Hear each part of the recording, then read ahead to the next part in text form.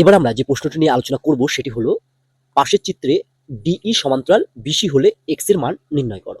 দেখো এখানে একটি চিত্র দেওয়া আছে, সেখানে ডিই আর বিসি হচ্ছে পরস্পর প্যারালাল বা সমান্তরাল, এবং দেওয়া আছে এডি equal to x plus three, BD equal to three x plus nineteen, এই ইকুয়াল টু এক্স, এবং ইসি এর দৈর্ঘ্য দেওয়া আছে থ্রি এক্স প্লাস ফোর। তাহলে আমরা এর উত্তর করে ফেলি।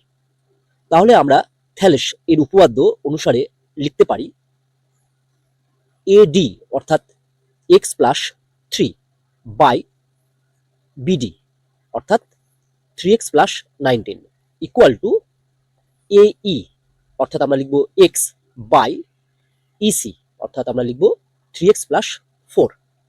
দিস ইমপ্লাইজ আমরা যদি এবার ক্রস মাল্টিপ্লিকেশন করি তাহলে আমরা পাবো, দেখো এটা গুণ করলে হচ্ছে x into three x plus nineteen equal two x plus three into three x plus four.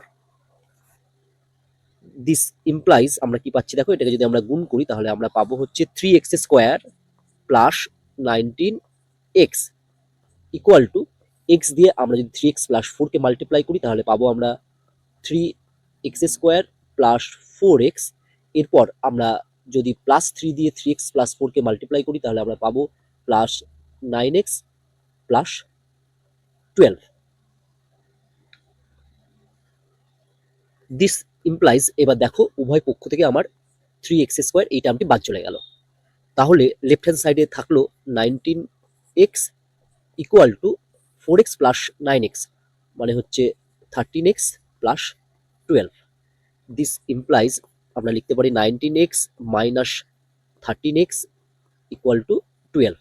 This implies nineteen X minus thirteen X মানে আমরা পাবো হচ্ছে six X equal to twelve.